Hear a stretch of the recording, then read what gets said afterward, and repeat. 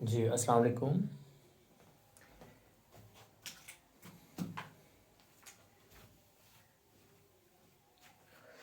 सो बताइए क्या कहा था मैंने फिर लास्ट टाइम? कैसे हैं सब लोग? Hope so you will be fine. मैंने बोला था ना कि जो भी वीडियो हम बनाएंगे इस तरह की जिसमें हम लोग मुसलमानों को मोटिवेट करेंगे, आपके ज़बरदस्त पास्ट को हाईलाइट करेंगे, वो वीडियो कभी भी व्यूज़ गेन नहीं करेगी, जैसा कि आपने देखा भी। ये जो वर्जन 2.0 है, आई एम हैप्पी कि इसके ऊपर व्यूज़ आ रहे हैं, डे बाय डे इंक्रीज हो रहे हैं, लेकिन ये जो वीडियो है इसको पोस्ट करने से पहले ही मैंने आपको कहा था कि नहीं आएंगे। तो देख लीजिए उस पर व्यूज़ कितने और बाकियों पे देखिएगा। ओके, चलिए स्टार्ट करते हैं अगला टॉपिक। अगला हमारा जो आज एपिसोड है, दैट इज एपिसोड नंबर 8, उसके ऊपर बात करते हैं। तो प्रीवियस टॉपिक से कोई कंफ्यूजन है किसी बच्चे को तो डेफिनेटली तौर पर वो पूछे। हरिए, मैं आपको सिर्फ 1 मिनट दूंगा क्वेश्चंस पूछने के लिए प्रीवियस टॉपिक में से। शाबाश। नहीं, बहुत शुक्रिया बेटा। अल्हम्दुलिल्लाह I am fit and fine and set. ठीक है, with my self set with my self. Confusion पहले क्लियर कर दूं। ओके, तो अब यहाँ पे देखिए, ये आ गया आपके पास एपिसोड नंबर 8 है, आज सीजन नंबर 1 है। रुमाइला कह रही है कि सर आपका चैनल डेंजर में है। बेटा क्या बात कर रहे हो, मेरा चैनल डेंजर में है किस लिए? कि इसलिए मैंने एक वीडियो पोस्ट कर दिया? नहीं, ऐसा नहीं है। Remember that I am not in danger, I am the danger. Okay, I am not in danger, I am the danger. Okay, so मेरे जो स्टूडेंट्स हैं वो इसी डायलॉग को लिख लें। यही आपको बोलना है जब आपको किसी के सामने खड़े होना है। समझ में आ गया? याद रखिएगा, हमेशा जो लोअर साइड होती है उसकी तरफ खड़े रहिए। समझ में आ गई बात? क्योंकि जो ताकतवर लोग हैं वो तो अपना डिफेंड कर सकते हैं, और हीरो बनना है तो डेफिनेटली तौर पर उनके साथ खड़े रहिए जिनके साथ कोई भी खड़ा नहीं होता। समझ में आया? क्योंकि वही लोग हैं जो आपको बाद में सपोर्ट करेंगे। और अगर आप अमीरों के साथ खड़े रहेंगे, ऐसे लोगों के साथ खड़े रहेंगे जिनके पास ऑलरेडी पावर है, तो शायद आपको पैसा तो मिल जाएगा जिसकी वक़्त कुछ भी नहीं है, because there is a devaluation of the money on the daily basis. So that's why उसकी कोई कीमत खत्म हो जाएगी, उसकी वैल्यू खत्म हो जाएगी, बल्कि आप अपनी वैल्यू खो देंगे। तो लेक्चर स्टार्ट करने से मैं बता दूं, पहले जो बच्चे हमारे पास नए हैं उनको मैं बता दूं कि आपको लाइव सेशन ज्वाइन करने के लिए इस नंबर के ऊपर बेटा जी टेक्स्ट करना है। लास्ट टाइम मुझे एक बच्चे जो थे वो काफ़ी सारे कंफ्यूज्ड हैं, क्योंकि बहुत सारे बच्चे जो है उनके माइंड में ये चल रहा है कि सर सिलेबस चेंज होने वाला है। बिल्कुल बेटा जी, सिलेबस आपका चेंज होने वाला है, लेकिन ये जो आपको लेक्चर्स प्रोवाइड किए जा रहे हैं ये अप टू डेटेड सिलेबस के मुताबिक है, बिकॉज मैंने लिखा है ऑलरेडी वर्जन 2.0। अच्छा, वो जो वीडियो के पोस्ट में यार वो ऐड किया गया सिंध लिंक, सिंध बोर्ड वगैरह, ये मेरी टीम ने ऐड किया, तो एक्चुअल में वो पता क्या है, वो इसलिए है कि पंजाब का क्योंकि सिलेबस चेंज होना है ना, तो हम आपको ये बताना चाह रहे हैं उसके जरिए से कि आपको अपडेटेड सिलेबस पढ़ाया जा रहा है, क्योंकि उनका सिलेबस पंजाब से काफी एडवांस है और पंजाब का सिलेबस फेडरल के साथ उन्होंने मैच करना है। तो इसलिए आप बिल्कुल निश्चित रहिए, आप यहाँ से कवर करते जाए, नोट्स लाजमी तौर पर हैंड आउट बनाते रहें, आपको मजा आएगा पढ़ के। हमारे साथ अटैच होके डेफिनेटली यार लाइव सेशन में आइए, मजा आएगा। फीस इतनी ज्यादा नहीं है, लेकिन हमारे साथ जो गपशप करेंगे लाइव सेशन में तो आपको बहुत ज्यादा मजा आने वाला है। Thank you so much. अब स्टार्ट करते हैं। टॉपिक है हमारे पास लेवल ऑफ ऑर्गेनाइजेशन। बेटा जी, लेवल ऑफ ऑर्गेनाइजेशन की अगर हम बात करें तो आपने याद रखना है कि जो लेवल ऑफ ऑर्गेनाइजेशन है, एक्चुअल में इसका मतलब ये है कि हम एक ह्यूमन बीइंग को, एक लिविंग ऑर्गेनिज्म को कितने लेवल्स के ऊपर ऑर्गेनाइज करने वाले हैं, उनको स्टडी करने वाले हैं। सो इसका मतलब ये हुआ कि देखिए, अगर मैं ह्यूमन की बात करता हूँ, अपनी बात कर लेता हूँ, मेरा जो बेसिक यूनिट है वो क्या है? वो सेल है। तो बायोलॉजी के अंदर बेसिक यूनिट ऑफ लाइफ क्या होता है? सेल होता है। केमिस्ट्री में जो आप बेसिक यूनिट पढ़ते हो वो इलेक्ट्रॉन, प्रोटॉन, न्यूट्रॉन होता है। तो हमें ये देखना है कि लिविंग ऑर्गेनिज्म की लाइफ में सबसे बेसिक यूनिट क्या है। तो मैं आपको बताना चाहूंगा, जिस तरह से केमिस्ट्री के अंदर आप लोग पढ़ते हो सब एटॉमिक पार्टिकल्स के बारे में, हमारी बॉडी के अंदर भी सेम यही चीज है। तो हमारी बॉडी में भी क्या है? सब एटॉमिक पार्टिकल्स है। सबसे पहले सब एटॉमिक पार्टिकल्स के मिलने से क्या बन रहे हैं हमारी बॉडी के अंदर? बेटा जी एटॉमिक पार्टिकल्स बनते हैं। तो उसको हम स्टडी करते हैं एटॉमिक लेवल के ऊपर। जब एटम्स आपस में मिलते हैं तो मॉलिक्यूल्स बनते हैं। तो बेटा वो किस लेवल के ऊपर जाता है? वो हम स्टडी करते हैं मॉलिक्यूलर लेवल के ऊपर। मॉलिक्यूल्स आपस में मिलते हैं तो मॉलिक्यूल्स के मिलने से बेटा जी क्या बनेगा? ऑर्गेनेली। ऑर्गेनेली को किस लेवल पे स्टडी करेंगे? ऑर्गेनेली के लेवल के ऊपर।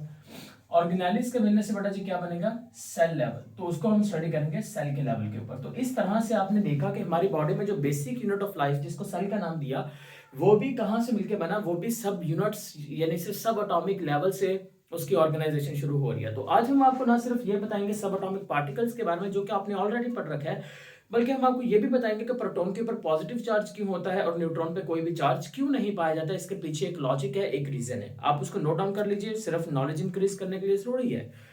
ठीक है, अब जरा लेवल ऑफ ऑर्गेनाइजेशन के ऊपर बात शुरू करते हैं। बेटा जी लेवल ऑफ ऑर्गेनाइजेशन की बात करें तो सबसे जो बेसिक यूनिट ऑफ ऑर्गेनाइजेशन होता है उसको आप नाम देते हैं, वी कॉल्ड इट सब एटॉमिक लेवल। सब एटॉमिक लेवल में जैसा कि मैंने बताया कि सब एटॉमिक का मतलब जो एटम के अंदर पार्टिकल्स पाए जाते हैं वो किस में आते हैं, वो सब एटॉमिक में आ जाते हैं। वो पार्टिकल जो एटम्स के अंदर पाए जाएंगे वो किस में आएंगे, वो सब एटॉमिक लेवल के अंदर आ जाएंगे, सब एटॉमिक। ठीक है, तो सब एटॉमिक लेवल मैंने यहाँ पे लिख लिया। तो सब एटॉमिक लेवल में हमने बेसिकली 3 पार्टिकल जो है उनको स्टडी करना होता है। ठीक है, कौन कौन से, तो मैं यहाँ पे लिख रहा हूँ इलेक्ट्रॉन, प्रोटॉन और न्यूट्रॉन्स आर स्टडीड इलेक्ट्रॉन, जिन पे कौन सा चार्ज होता है जल्दी से बताइएगा, प्रोटॉन एंड न्यूट्रॉन। ठीक है, आर स्टडीड इन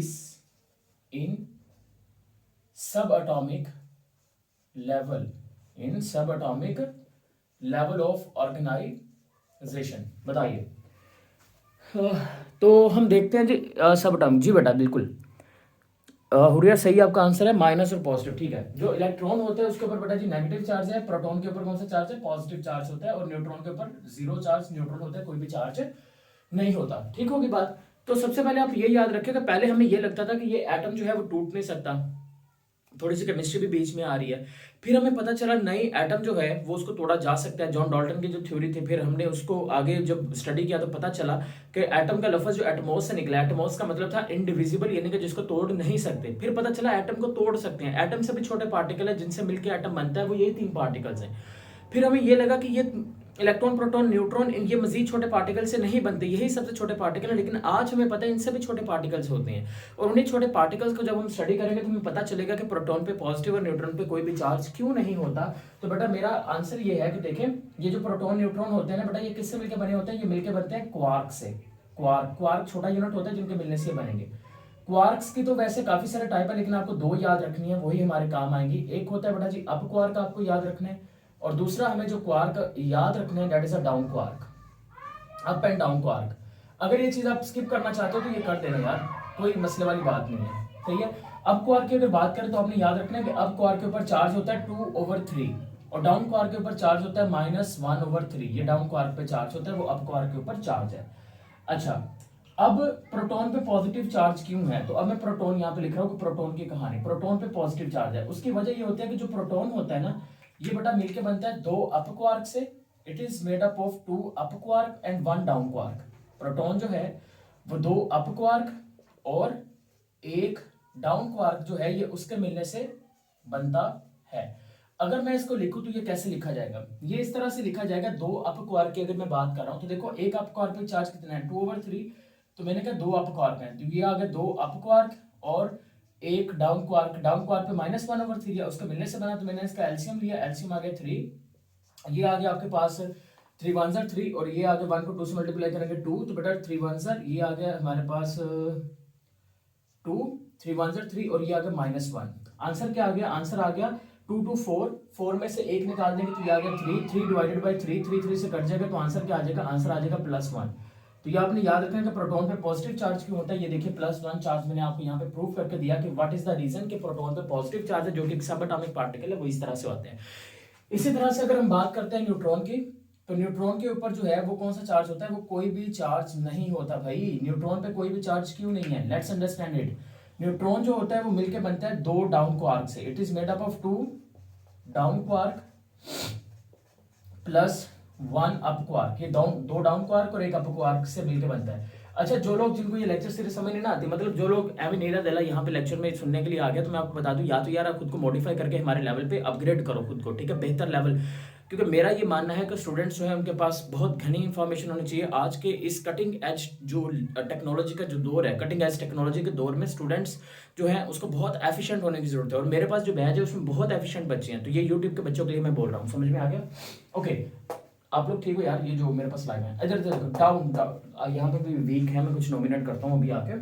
दो डाउन को आर्क है, दो डाउन को आर्क का मतलब कि देखो डाउन को आर्क -1/3, तो मैंने लिखा -1/3, -1/3, और एक आ गया अप क्वार्क, ये आ गया 2/3। ठीक है जी, ले लो एलसीएम। 3 -1 +2, तो ये आ गया -2 -1 +2 डिवाइडेड बाय 3, तो बेटा ये आ गया 0/3, और ये आंसर क्या आ जाएगा? आंसर आपके पास न्यूट्रल ही आ जाएगा। तो ये आंसर आपके पास आ गया 0। अब मेरा एक छोटा सा क्वेश्चन है, अगर कोई आंसर दे पाई, यहाँ पे 0 आंसर आ गया, न्यूट्रॉन के ऊपर कोई भी चार्ज नहीं है, तो मुझे कोई बता सकता है कि 0 को डिस्कवर किसने किया? Who first time use the 0? 0 को किसने डिस्कवर किया था? जो 0 यहाँ पर अल्फा, जो मैथ्स के अंदर आप 0 यूज करते हैं, उसको किसने डिस्कवर किया? पता है किसी को? चले मैं बता देता हूँ बेटा, आर्यभट्ट। आर्यभट्ट जो है उसने फर्स्ट टाइम जो है वो 0 को डिस्कवर किया था। आर्य, स्पेलिंग यार थोड़े ऊपर नीचे हो सकते हैं, ये भाट्स, आर्यभट्ट है उसका नेम। उसने फर्स्ट टाइम ये है जो है 0 को मतलब डिस्कवर किया था, यूज किया था। तो अब आपको सब एटॉमिक पार्टिकल की समझ आ गई, इलेक्ट्रॉन, प्रोटॉन, न्यूट्रॉन। अब देखो ये जो सब एटॉमिक पार्टिकल है, जिसको मैंने नाम दिया इलेक्ट्रॉन का, जिसको मैंने नाम दिया प्रोटॉन का, जिसको मैंने नाम दिया न्यूट्रॉन का, ये तीनों मिलेंगे तो इन तीनों के मिलने से क्या बनता है? इन तीनों के मिलने से बनता है एटम। ठीक है, कोई भी आप एटम उठा लीजिए, हर एटम के अंदर ये 3 पार्टिकल जरूर होते हैं। जैसे कि अगर मैं कार्बन उठा लेता हूँ, कार्बन एक एटम है ना, ऑक्सीजन एक एटम है, तो कार्बन का एटॉमिक नंबर 6 होता है, उसके अंदर भी 6 इलेक्ट्रॉन है, 6 प्रोटॉन होते हैं, इसी तरह से न्यूट्रॉन भी होते हैं। तो इसलिए चीज आपने याद रखनी है कि बेटा ये किससे मिलकर बनते हैं? इलेक्ट्रॉन, प्रोटॉन, न्यूट्रॉन के मिलने से आगे क्या बन जाएगा? एटम बन जाएगा, जो एटॉमिक लेवल के अंदर आ जाएगा। क्लियर होगी पहली बात? ये वाली चीज समझ आ गई सबको? अब हम चलते हैं एटॉमिक लेवल के ऊपर। अगर यहाँ तक क्वेश्चन किसी बच्चे का है तो पूछो जल्दी से, मैं जरा अभी ये हेडिंग लिख के आ रहा हूँ, एटॉमिक लेवल।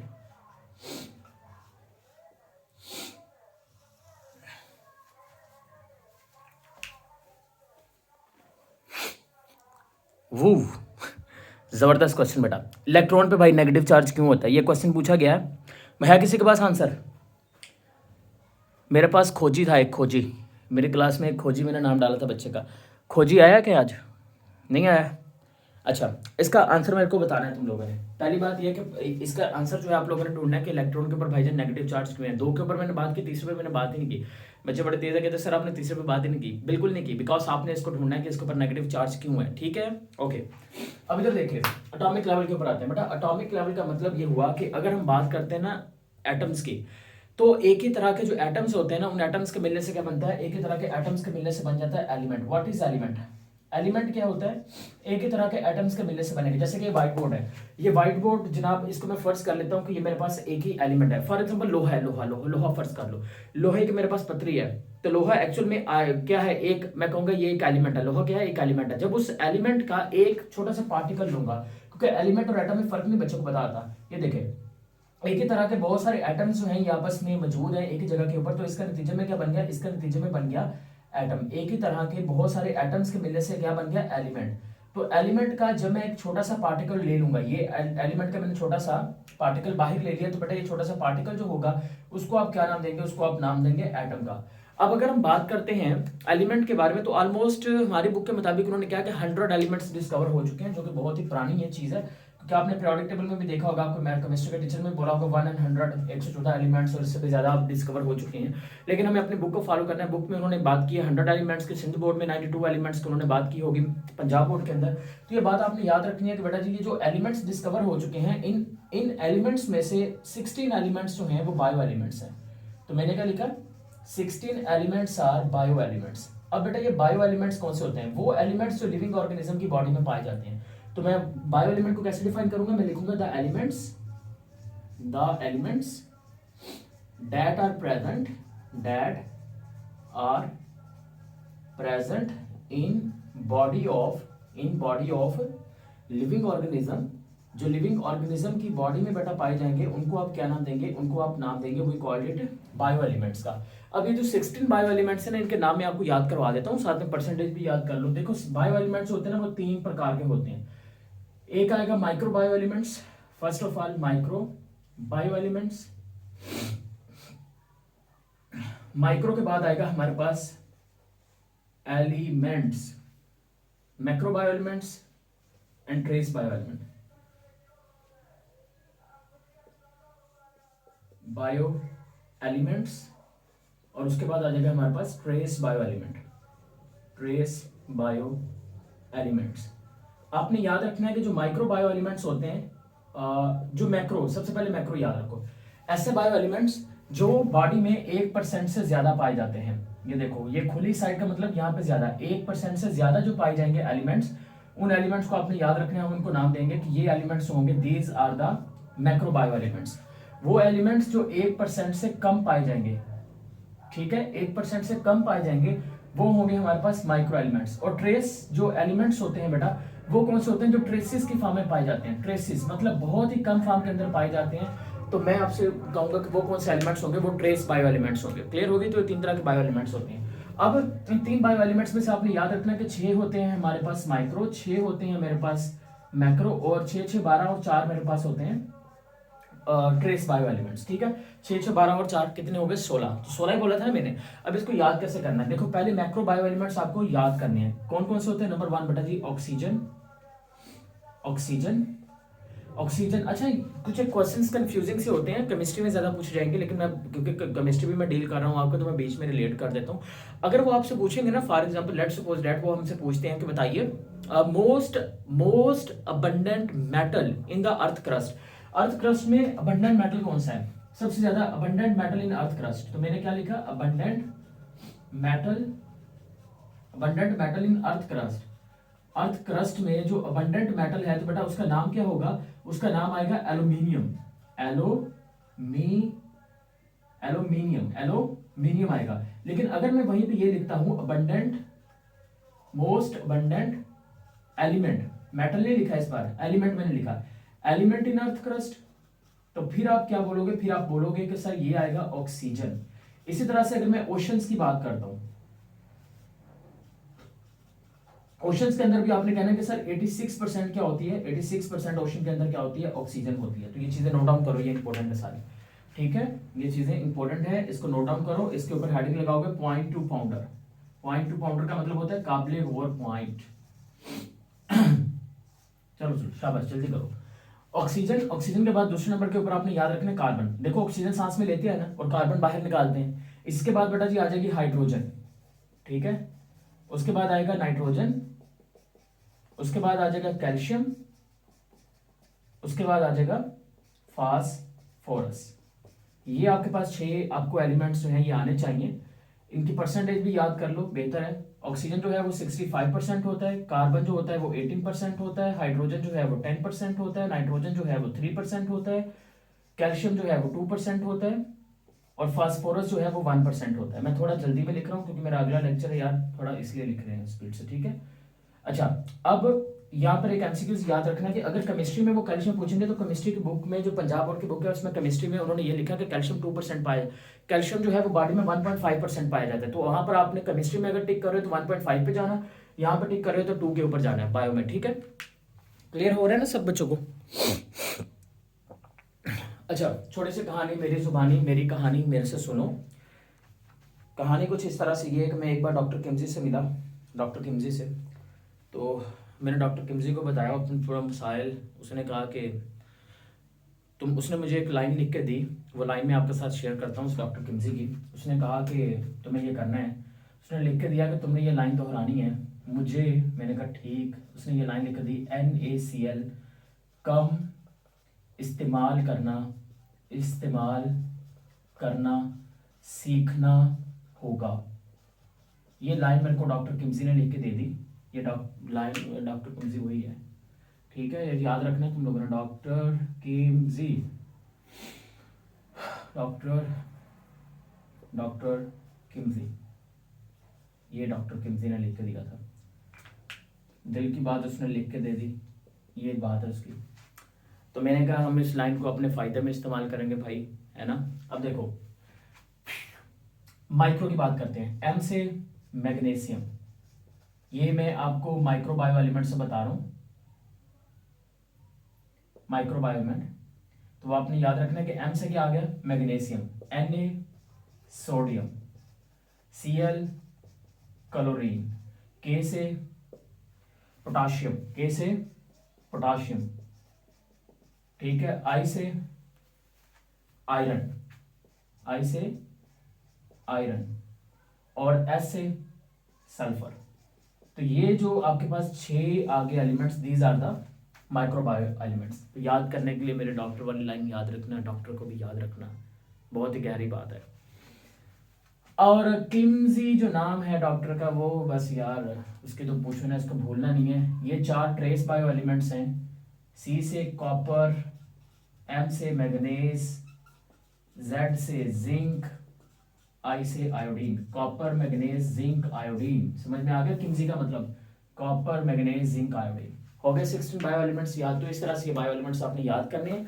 कल को लेक्चर में आने से पहले ये आपको याद होने चाहिए। कोई क्वेश्चन वगैरह जल्दी से पूछो, हरियप हरियप। बाकी यूट्यूब वाले बच्चे जो हैं वो पूछ सकते हैं कमेंट सेक्शन के अंदर, लाइव सेशन में, व्हाट्सएप के ऊपर पूछ सकते हो, ऊपर नंबर मैंने लिख दिया है। समझ में आ गया? जल्दी पूछो आप लोग क्वेश्चन।